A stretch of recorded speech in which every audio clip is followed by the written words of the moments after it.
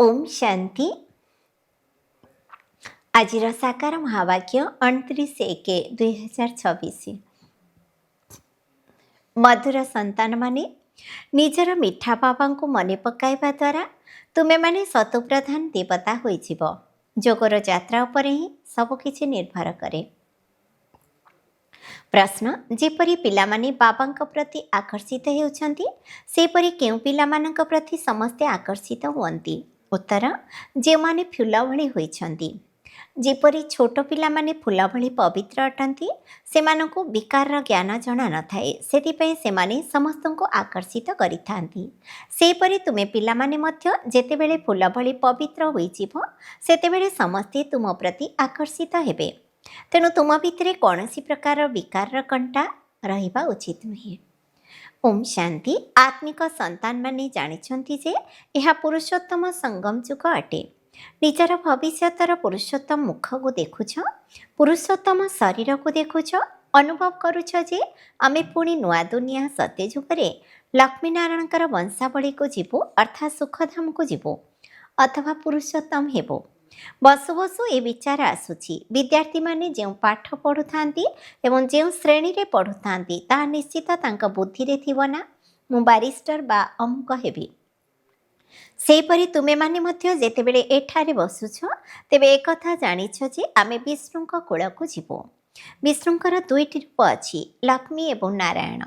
तुम मानकर बुद्धि एबे अलौकिक होई जाइछि, आ कोनोसी मनुष्यर बुद्धि रे एही कथा र विचार आसु नथिबो। तुम मानक बुद्धि रे एही सब कथा अछि। एहा कोनोसी साधारण सत्संग नुहे। तुमे माने एठारे बसिछ एवं जानुछ जे सत्य बाबा जहाँको शिव कहा जाए आमे तांको संगरे बसिछु। शिव बाबा ही रचयिता अटंती, सेही रचनार आदि मध्य अंत को जानिछन्ति एवं आमको सेही ज्ञान देउछन्ति जेमिति कि कालीर कथा सुनाउछन्ति। जदि एठारे बसिछ तेबे एकथा त मने थिबो ना आमे एठाको आसिछु नवजौवन प्राप्त करिबा पई, अर्थात एही शरीर परिवर्तन करी देवता शरीर नेबा पई। आत्मा कहूछि मोर एहा तम प्रधान पुरुणा शरीर, एबे एहाको परिवर्तन करी लक्ष्मी नारायणक भଳି हेबाको पड़िबो। तुमर लक्ष्य उद्देश्य केते श्रेष्ठ? तेबे शिक्षादाता निश्चित पढ़ुथिबा छात्र मानक ठारू अधिक योग्य होइथिबे ना? पाठ पढ़ाउछन्ति, भल कर्म शिखाउछन्ति, तेणु निश्चित भावे श्रेष्ठ होइथिबे। तुमे माने जानिछ आमको सबुठारू उच्चरु उच्च भगवान पाठ पढ़ाउछन्ति। भविष्यतरे आमे पुनर्बार देवता हेबु। आमे जहा किछि पढ़ुछु ताहा भविष्यत नुआ दुनिया पाई, आउ काहाको नुआ दुनिया विषय जना ही नाही। एबे तुम मानक बुद्धि रे आसुछि जे एही लक्ष्मी नारायण नुआ दुनियार मालिक थिले, तेबे निश्चित भावरे ताहार पुणी पुनरावृत्ति हेबो। बाबा पूछाउछन्ति तुमको पाठ पढ़ाई मनुष्यरो देवता करुछि। देवता मानक भितरे मध्य निश्चित क्रमानुसारे थिबे। सेठारे दैवी राजधानी रहिछि ना? तुमर दिन सारा एही चिंतन चालुथिबो जे मो आत्मा अटे। मोर आत्मा जे कि बहुत पतित थिला ताहे भी पवित्र हेबा पई परम पवित्र बाबांको स्मरण करुछि। जोगर अर्थ को मध्य बुझिबाकु हेबो। आत्मा स्मरण करिथाए निजर मिठा बाबांको। बाबा निजे कहउछन्ति पिलामाने मोते मने पकाइले तुमाने सतप्रधान देवता होइजिब। तेबे सब किछि जोगर यात्रा उपरे निर्भर करे। बाबा निश्चय पचारिबे ना पिलामाने केते समय मोते मने पकाउछ? जोग करिबारे ही मायर लढ़ी होइथाए। तुमे माने निजे जानुछ एहा जोगर यात्रा नुहे, जेमिति कि एक लढ़ी अटे, एथिरे विघ्न बहुत पड़ी थाए। जोगर यात्रा रे रहिबारे ही माया विघ्न पकाई थाए, अर्थात बाबा को भुलाई देई थाए। कहउछन्ति मध्य बाबा आपणक स्मृति रे रहिबारे ही मायार तोफान बहुत आसुछि। एक नंबर तोफान हेला देह अभिमान, तापरे हेला काम विकार, क्रोध, लोभ, मोह। पिलामाने कहउछन्ति बाबा आमे बहुत चेष्टा करुछु जे जोगयुक्त होई रहिबारे कोनोसी विघ्न न आसु, किंतु पुणी भी तोफान आसुछि। आज क्रोधर तोफान आसिला, आज लोभर तोफान आसिला, आज मोर अवस्था भल रहिला, कोनोसी तोफान आसिला नाही। जोगर यात्रा रे सारा दिन रहिले। मन बहुत खुशी थिला। बाबा को स्मरण करिली। जोगरे स्नेहर लुह मध्य बोही थाए। बाबा स्मृति रे रहिबा द्वारा तुमे मिठा होइजिब। ତୁମେ ପିଲାମାନେ ଏକଥା ମଧ୍ୟ ଜାଣିଛ ଯେ ଆମେ ମାୟାଠାରୁ ହାରି ହାରି କେଉଁଠି ଆସି ପହଞ୍ଚି ଯାଇଛୁ। ପିଲାମାନେ ହିସାବ ବାହାର କରୁଛନ୍ତି, ଗୋଟିଏ କଳ୍ପରେ କେତେ ମାସ କେତେ ଦିନ ରହିଛି। ବୁଦ୍ଧିରେ ଆସୁଛି ନା? ଯଦି କେହି କହେ କଳ୍ପର ଆୟୁଷ ଲକ୍ଷ ଲକ୍ଷ ବର୍ଷ, ତେବେ କେହି କ'ଣ ହିସାବ କରିପାରିବ? ବାବା ବୁଝାଉଛନ୍ତି, ଏହି ସୃଷ୍ଟିର ଚକ୍ର ଘୂରି ଚାଲିଛି। ଏହି ସାରା ଚକ୍ର ମଧ୍ୟରେ ଆମେ କେତେ ଜନ୍ମ ନେଉଛୁ, କିପରି ରାଜ ପରିବାରରେ ଜନ୍ମ ନେଉଛୁ, ଏକଥା ତ ତୁମେମାନେ ଜାଣିଛ ନା? ଏହା ନୂଆ ଦୁନିଆ ପାଇଁ ବିଲକୁଲ ନୂଆ କଥା, ନୂଆ ଜ୍ଞାନ। ନୂଆ ଦୁନିଆ ସ୍ୱର୍ଗକୁ କୁହାଯାଉଛି। ତୁମେ କହିବ ଆମେମାନେ ଏବେ ମନୁଷ୍ୟ ଅଟୁ, ଦେବତା ହେବାକୁ ଯାଉଛୁ। ଦେବତା ପଦ ହେଲା ବହୁତ ଉଚ୍ଚ ପଦ। ତୁମେମାନେ ଜାଣିଛ ଯେ ଆମେ ସବୁଠାରୁ ନିଆରା ଅର୍ଥାତ୍ ଅଲଗା ଜ୍ଞାନ ପ୍ରାପ୍ତ କରୁଛୁ। ଆମର ଶିକ୍ଷାଦାତା ମଧ୍ୟ ବିଲକୁଲ ନିଆରା ଏବଂ ବିଚିତ୍ର ଅଟନ୍ତି। ତାଙ୍କର ଆମ ସଦୃଶ ସାକାର ଚିତ୍ର ଅର୍ଥାତ୍ ଶରୀର ନାହିଁ। ସେ ନିରାକାର ଅଟନ୍ତି। ତେବେ ଡ୍ରାମାରେ ଦେଖ ତାଙ୍କର କିପରି ଶ୍ରେଷ୍ଠ ପାର୍ଟ ରହିଛି। ବାବା ପାଠ କିପରି ପଢ଼ାଇବେ? ସେ ନିଜେ କହୁଛନ୍ତି, ମୁଁ ଅମୁକ ଶରୀରରେ ଆସୁଛି। କେଉଁ ଶରୀରରେ ଆସୁଛି ତାହା ମଧ୍ୟ ଶୁଣାଉଛନ୍ତି। କିନ୍ତୁ ମନୁଷ୍ୟମାନେ ଦ୍ୱନ୍ଦ୍ୱରେ ପଡ଼ୁଛନ୍ତି, କ'ଣ ଏହି ଗୋଟିଏ ଶରୀରରେ ହିଁ ଆସିବେ? କିନ୍ତୁ ଏହା ତ ଡ୍ରାମା ଅଟେ ନା, ଏଥିରେ ପରିବର୍ତ୍ତନ ହୋଇପାରିବ ନାହିଁ। ଏହିସବୁ କଥା ତୁମେମାନେ ହିଁ ଶୁଣୁଛ, ଧାରଣ ମଧ୍ୟ କରୁଛ ଏବଂ ଅନ୍ୟମାନଙ୍କୁ ଶୁଣାଉଛ। କିପରି ଆମକୁ ଶିବ ବାବା ପାଠ ପଢ଼ାଉଛନ୍ତି, ଆମେ ପୁଣି ଅନ୍ୟ ଆତ୍ମାମାନଙ୍କୁ ପଢ଼ାଉଛୁ। ପଢ଼ୁଛି ତ ଆତ୍ମା ନା, ଆତ୍ମା ହିଁ ଶିଖୁଛି ଏବଂ ଅନ୍ୟମାନଙ୍କୁ ମଧ୍ୟ ଶିଖାଉଛି। ଆତ୍ମା ଅତି ମୂଲ୍ୟବାନ। ଆତ୍ମା ଅବିନାଶୀ, ଅମର। କେବଳ ଶରୀର ନଷ୍ଟ ହୋଇଥାଏ। ଆମେ ଆତ୍ମାମାନେ ନିଜର ପରମପିତା ପରମାତ୍ମାଙ୍କ ଠାରୁ ଜ୍ଞାନ ପ୍ରାପ୍ତ କରୁଛୁ। ରଚୟିତା ଏବଂ ରଚନାର ଆଦି ମଧ୍ୟ ଅନ୍ତର ଏବଂ 84 ଜନ୍ମର ଜ୍ଞାନ ପ୍ରାପ୍ତ କରୁଛୁ। ତେବେ ଜ୍ଞାନ କିଏ ପ୍ରାପ୍ତ କରୁଛି? ଆତ୍ମା। ଆତ୍ମା ଅବିନାଶୀ ଅଟେ। ମୋହ ମଧ୍ୟ ରଖିବା ଦରକାର ଅବିନାଶୀ ବସ୍ତୁରେ, ନା କି ବିନାଶୀ ବସ୍ତୁରେ। ଏତେ ସମୟ ତୁମେମାନେ ବିନାଶୀ ଶରୀରରେ ମୋହ ରଖି ଆସିଛ। ଏବେ ଜାଣୁଛ ଆମେ ଆତ୍ମା ଅଟୁ। ଶରୀରର ଚେତନାକୁ ଏବେ ଭୁଲିବାକୁ ହେବ।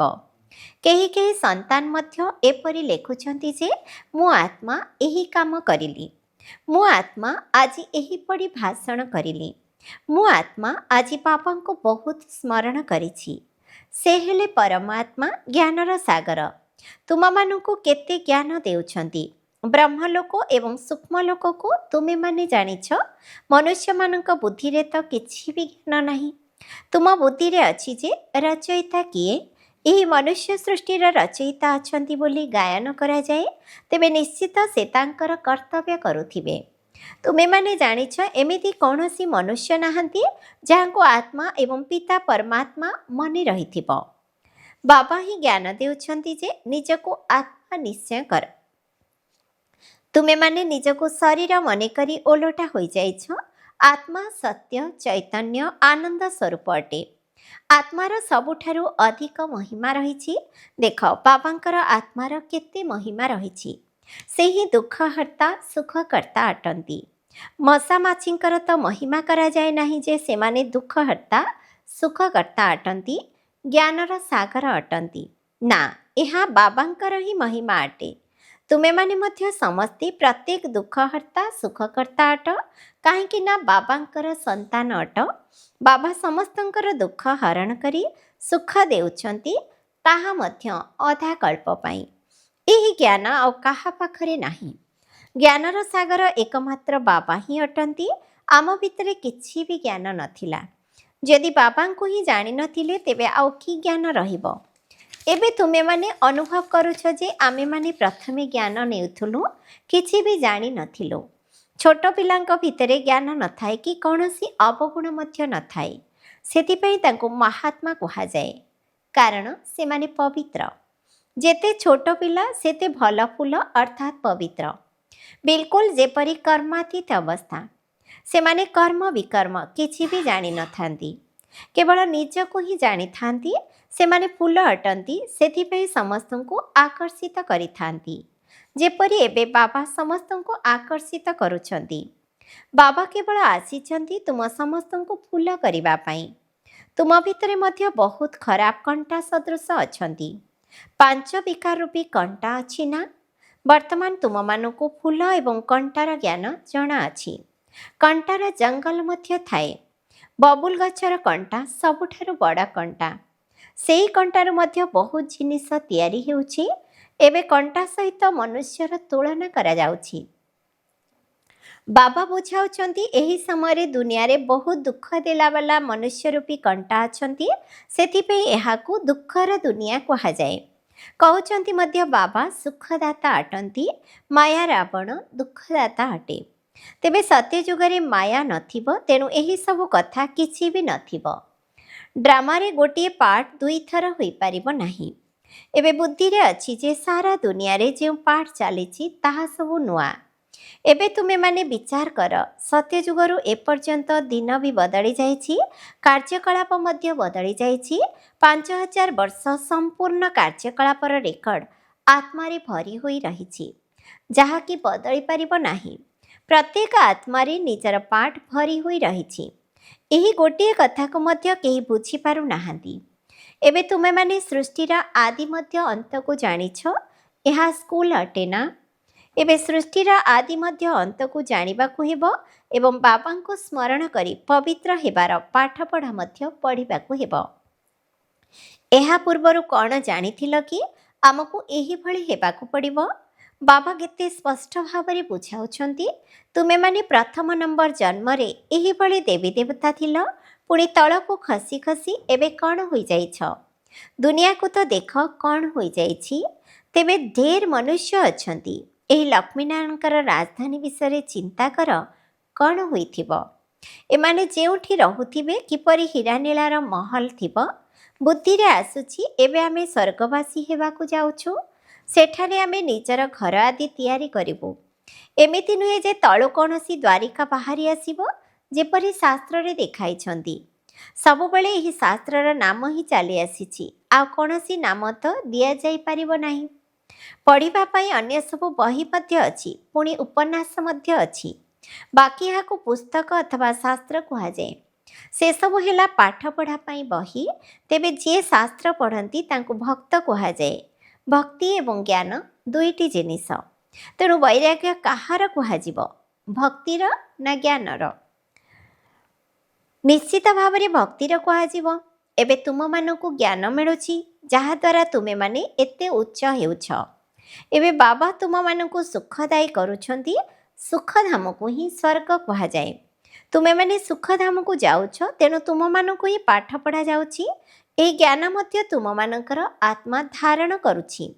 ଆତ୍ମାର କୌଣସି ଧର୍ମ ନାହିଁ, ସେ ତ ଆତ୍ମା। ଆତ୍ମା ଯେତେବେଳେ ଶରୀରରେ ଆସେ, ସେତେବେଳେ ଶରୀରର ଧର୍ମ ଅଲଗା ହୋଇଥାଏ। ଆତ୍ମାର ଧର୍ମ କ'ଣ? ପ୍ରଥମତଃ ଆତ୍ମା ବିନ୍ଦୁ ଏବଂ ଶାନ୍ତ ସ୍ୱରୂପ। ସେ ଶାନ୍ତିଧାମ ମୁକ୍ତିଧାମରେ ନିବାସ କରେ। ଏବେ ବାବା ବୁଝାଉଛନ୍ତି, ସେଠାରେ ନିବାସ କରିବାର ହକ୍ ସବୁ ଆତ୍ମାଙ୍କର ରହିଛି। ବହୁତ ସନ୍ତାନ ଅନ୍ୟ ଧର୍ମକୁ ପରିବର୍ତ୍ତିତ ହୋଇଯାଇଛନ୍ତି। ସେମାନେ ପୁଣି ନିଜର ଅସଲି ଧର୍ମକୁ ଚାଲି ଆସିବେ। ଯେଉଁମାନେ ଦେବୀ ଦେବତା ଧର୍ମକୁ ଛାଡ଼ି ଅନ୍ୟ ଧର୍ମକୁ ଚାଲି ଯାଇଛନ୍ତି, ସେହିସବୁ ଆତ୍ମାରୂପୀ ପାତ୍ରମାନେ ପୁଣି ନିଜ ସ୍ଥାନକୁ ଫେରି ଆସିବେ। ଏହିସବୁ କଥାକୁ ଆଉ କେହି ବୁଝିପାରିବେ ନାହିଁ। ତେବେ ପ୍ରଥମେ ପ୍ରଥମେ ତ ବାବାଙ୍କର ପରିଚୟ ଦେବାକୁ ହେବ। ଏହି କଥାରେ ହିଁ ସମସ୍ତେ ଦ୍ୱନ୍ଦ୍ୱରେ ପଡ଼ିଯାଇଛନ୍ତି। ତୁମ ପିଲାମାନେ ଜାଣିଛ ଯେ ଏବେ ଆମକୁ କିଏ ପାଠ ପଢ଼ାଉଛନ୍ତି? ବାବା ପାଠ ପଢ଼ାଉଛନ୍ତି। ଶ୍ରୀକୃଷ୍ଣ ତ ଦେହଧାରୀ, ବ୍ରହ୍ମାଙ୍କୁ ଦାଦା କୁହାଯିବ। ଆତ୍ମା ରୂପରେ ସମସ୍ତେ ଭାଇ ଭାଇ ଅଟନା। ତାପରେ ପୁଣି ପଦପଦବୀ ରହିଛି। ଏହା ଭାଇର ଶରୀର, ଏହା ଭଉଣୀର ଶରୀର। ଏକଥା ମଧ୍ୟ ଏବେ ତୁମେମାନେ ଜାଣୁଛ। ଆତ୍ମା ତ ଛୋଟ ତାରକା ସଦୃଶ। ଏତେ ସବୁ ଜ୍ଞାନ ଏହି ଛୋଟ ତାରକା ଭିତରେ ରହିଛି। କିନ୍ତୁ ସେହି ତାରକା ଶରୀର ବିନା କଥା ମଧ୍ୟ କହିପାରିବ ନାହିଁ। ଆତ୍ମାରୂପୀ ତାରକାକୁ ପାଠ କରିବା ପାଇଁ ଅଙ୍ଗ ମଧ୍ୟ ଦରକାର। ତାରାମାନଙ୍କର ଦୁନିଆ ହିଁ ଅଲଗା। ପୁଣି ଏଠାକୁ ଆସି ଆତ୍ମାରୂପୀ ତାରା ଶରୀର ଧାରଣ କରିଥାଏ। ଶାନ୍ତିଧାମ ହେଲା ଆତ୍ମାମାନଙ୍କର ଘର। ଆତ୍ମା ଅତି ଛୋଟ ବିନ୍ଦୁ, ଶରୀର ବଡ଼, ତେଣୁ ତାକୁ କେତେ ମନେ ପକାଉଛନ୍ତି। ଏବେ ତୁମକୁ ଏକମାତ୍ର ପରମପିତା ପରମାତ୍ମାଙ୍କୁ ସ୍ମରଣ କରିବାକୁ ହେବ। ଏହା ହିଁ ଆତ୍ମା ଏବଂ ପରମାତ୍ମାଙ୍କର ସତ୍ୟ ମେଳା। ଗାୟନ ମଧ୍ୟ ଅଛି, ଆତ୍ମା ଏବଂ ପରମାତ୍ମା ଅଲଗା ରହିଲେ ବହୁତ କାଳ। ଆମେ ବାବାଙ୍କ ଠାରୁ ଅଲଗା ହୋଇଯାଇଛେ ନା? ମନେ ପଡ଼ୁଛି କେତେ ସମୟ ଅଲଗା ରହିଛେ? ବାବା ଯାହା ସବୁ କଳ୍ପ କଳ୍ପ ଶୁଣାଇ ଆସିଛନ୍ତି ତାହା ହିଁ ଆସି ଶୁଣାଉଛନ୍ତି। ଏଥିରେ ଟିକିଏ ହେଲେ ଫରକ ହୋଇପାରିବ ନାହିଁ। ସେକେଣ୍ଡ ବାଇ ସେକେଣ୍ଡ ଯାହା କିଛି ଅଭିନୟ ହେଉଛି ତାହା ନୂଆ ଅଟେ। ଗୋଟିଏ ସେକେଣ୍ଡ ବିତିଗଲା, ମିନିଟ୍ ବିତିଗଲା, ତାହା ଯେପରି ଅତିକ୍ରାନ୍ତ ହୋଇଗଲା। ସମୟ ଅତିକ୍ରାନ୍ତ ହୋଇ ଚାଲିଛି, ଯାହାକୁ କୁହାଯିବ ଏତେ ବର୍ଷ, ଏତେ ଦିନ, ଏତେ ମିନିଟ୍, ଏତେ ସେକେଣ୍ଡ ଅତିକ୍ରମ କରି ଆସିଛୁ। 5000 ବର୍ଷ ସମ୍ପୂର୍ଣ୍ଣ ହୋଇଗଲେ ପୁଣି ପ୍ରଥମରୁ ଆରମ୍ଭ ହେବ। ସଠିକ୍ ହିସାବ ରହିଛି ନା? ମିନିଟ୍ ସେକେଣ୍ଡ ସବୁ ନୋଟ୍ କରିଥାନ୍ତି। ଏବେ ଯଦି ତୁମମାନଙ୍କୁ କେହି ପଚାରିବେ ଇଏ କେବେ ଜନ୍ମ ନେଇଥିଲେ, ତେବେ ତୁମେ ଗଣନା କରି କହିପାରିବ। ଶ୍ରୀକୃଷ୍ଣ ହିଁ ପ୍ରଥମ ନମ୍ବରରେ ଜନ୍ମ ନେଇଥିଲେ। ଶିବଙ୍କର ତ ମିନିଟ୍ ସେକେଣ୍ଡ କିଛି ବି ବାହାର କରିପାରିବେ ନାହିଁ। ଶ୍ରୀକୃଷ୍ଣଙ୍କର ତିଥି ତାରିଖ ପୁରା ଲେଖା ହୋଇ ରହିଛି। ମନୁଷ୍ୟମାନଙ୍କର ଘଡ଼ିରେ ମିନିଟ୍ ବା ସେକେଣ୍ଡର ଫରକ ପଡ଼ିପାରେ, କିନ୍ତୁ ଶିବ ବାବାଙ୍କର ଅବତରଣରେ ତ ବିଲକୁଲ ଫରକ ପଡ଼ିପାରିବ ନାହିଁ। ଜଣାପଡ଼େ ନାହିଁ ଯେ ସେ କେବେ ଆସିଲେ। ଏମିତି ବି ନୁହେଁ ଯେ ଯେତେବେଳେ ବ୍ରହ୍ମାଙ୍କୁ ସାକ୍ଷାତକାର ହେଲା ସେତେବେଳେ ଆସିଲେ, ନା, ଅନୁମାନ କରି କହିଦେଉଛନ୍ତି। ବାକି ଏମିତି ନୁହେଁ ଯେ ସେହି ସମୟରେ ପ୍ରବେଶ କଲେ ସାକ୍ଷାତକାର ହେଲା ଯେ ମୁଁ ଅମୁକ ହେବି। ଆଚ୍ଛା, ମିଠା ମିଠା ଶିକିଲଧି ସନ୍ତାନମାନଙ୍କ ପ୍ରତି ମାତା ପିତା ବାପଦାଦାଙ୍କର ମଧୁର ସ୍ନେହ ସମ୍ପନ୍ନ ଶୁଭେଚ୍ଛା ଏବଂ ସୁପ୍ରଭାତ। ଆତ୍ମିକ ପିତାଙ୍କର ଆତ୍ମିକ ସନ୍ତାନମାନଙ୍କୁ ନମସ୍ତେ। ଆମ ଆତ୍ମିକ ସନ୍ତାନମାନଙ୍କର ମଧ୍ୟ ଆତ୍ମିକ ପିତାଙ୍କୁ ନମସ୍ତେ, ନମସ୍ତେ, ନମସ୍ତେ। ଧାରଣା ପାଇଁ ମୁଖ୍ୟ ସାରାଂଶ ନମ୍ବର 1, ସୁଖଧାମକୁ ଯିବା ପାଇଁ ସୁଖଦାୟୀ ହେବାକୁ ପଡ଼ିବ। ସମସ୍ତଙ୍କର ଦୁଃଖ ହରଣ କରି ସୁଖ ଦେବାକୁ ହେବ। କେବେ ବି କଣ୍ଟା ଭଳି ଦୁଃଖଦାୟୀ ହେବାର ନାହିଁ। 2 ନମ୍ବର, ଏହି ବିନାଶୀ ଶରୀର ଭିତରେ ଆତ୍ମା ହିଁ ଅତି ମୂଲ୍ୟବାନ ଅଟେ। ସେ ହିଁ ଅମର ଏବଂ ଅବିନାଶୀ ଅଟେ। ସେଥିପାଇଁ ଅବିନାଶୀ ଆତ୍ମା ସହିତ ହିଁ ସ୍ନେହ ରଖିବାକୁ ହେବ। ଦେହର ଚେତନାକୁ ଭୁଲିଯିବାକୁ ହେବ। ବରଦାନ, ନିଜର ଅନାଦି ଆଦି ସ୍ୱରୂପର ସ୍ମୃତି ଦ୍ୱାରା ନିର୍ବନ୍ଧନ ହେଉଥିବା ଏବଂ କରୁଥିବା ମରଯିବା ଭବ। ଯେପରି ବାବା ବ୍ରହ୍ମାଙ୍କର ଶରୀରକୁ ଧାର ନେଇଥାନ୍ତି, ବନ୍ଧନରେ ଆସନ୍ତି ନାହିଁ, ସେହିଭଳି ତୁମେ ସବୁ ମରଯିବା ଜନ୍ମଧାରୀ ପିଲାମାନେ ଶରୀରର ସଂସ୍କାର ଗୁଡ଼ିକର ତଥା ସ୍ୱଭାବର ବନ୍ଧନଠାରୁ ମୁକ୍ତ ହୁଅ। ଯେବେ ଚାହୁଁଛ, ଯେପରି ଚାହୁଁଛ ସେହିଭଳି ନିଜର ସଂସ୍କାର ତିଆରି କରିଦିଅ। ବାବା ଯେପରି ନିର୍ବନ୍ଧନ ଅଟନ୍ତି ସେହିପରି ନିର୍ବନ୍ଧନ ହୁଅ। ମୂଳପତନର ସ୍ଥିତିରେ ସ୍ଥିତ ହୋଇ ପୁଣି ତଳକୁ ଆସ। ନିଜର ଅନାଦି ସ୍ୱରୂପର ସ୍ମୃତିରେ ରୁହ। ନିଜକୁ ଅବତରିତ ହୋଇଥିବା ଆତ୍ମା ମନେକରି କର୍ମ କର, ତେବେ ଅନ୍ୟମାନେ ମଧ୍ୟ ତୁମକୁ ଅନୁକରଣ କରିବେ। ସ୍ଲୋଗାନ, ନିଜର ମାନସିକ ବୃତ୍ତି ଦ୍ୱାରା ବାୟୁମଣ୍ଡଳକୁ ଶକ୍ତିଶାଳୀ କରିବା ହିଁ ମାନସିକ ସେବା ଅଟେ। ଅବ୍ୟକ୍ତି ସାରା ଏହି ଅବ୍ୟକ୍ତି ମାସରେ ବନ୍ଧନମୁକ୍ତ ହୋଇ ଜୀବନମୁକ୍ତ ସ୍ଥିତିର ଅନୁଭବ କର।